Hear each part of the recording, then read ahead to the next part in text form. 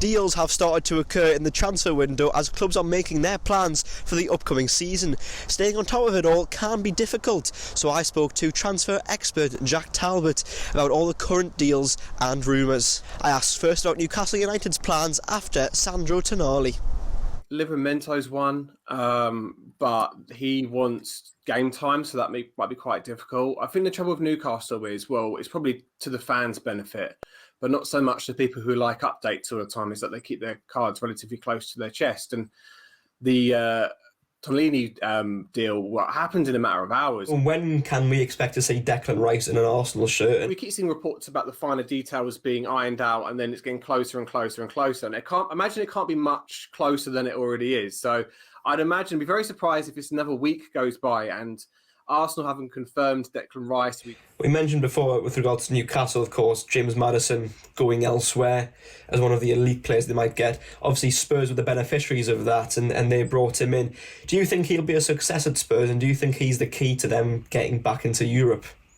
No, I think Spurs would need a lot more than James Maddison to truly turn things around. I think they ended on such a sour note last season, and it was almost like a mini implosion. Conte, as good as he is as a manager, wasn't the right fit for them. So no, I think Maddison's a great start. I think, his goal contributions over the past 2-3 seasons is like ridiculously high. Another player who Newcastle missed out on was Dominic Szoboszlai of Liverpool. He becomes their second high-profile signing of the summer, along with Alexis McAllister from Brighton. Do they look close to anyone else? I mean, obviously, as I say, they've brought in 2 big deals there, but anyone else on the radar? Yeah, well, we broke a story about Khephren Thuram. They would talk to his camp, and there was a deal sort of in principle verbally between those two that, he'd wanted to come to Anfield, he wanted to work under Jurgen Klopp, which is actually testament to the club and manager, considering they missed out on Champions League, that they're able to sign these huge names.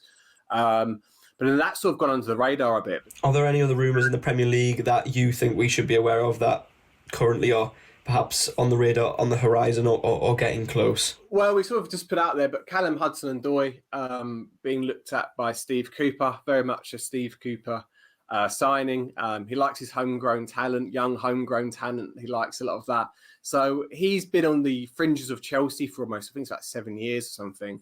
He'll be looking to rejuvenate his career somewhere, and I think the Forest will grant him the perfect opportunity for that. Is there any actual possibility of Harry Kane leaving Tottenham and going to Bayern Munich, in your opinion? Yeah, absolutely. It just makes perfect sense. A club which are just so trophy-laden, and a player who wants to win trophies. I think it's sort of down to whether he wants to beat Alan Shearer's record. Lots of business still to be done then, and lots of money still to be spent. But who will bring in the right players in the right time for the new season?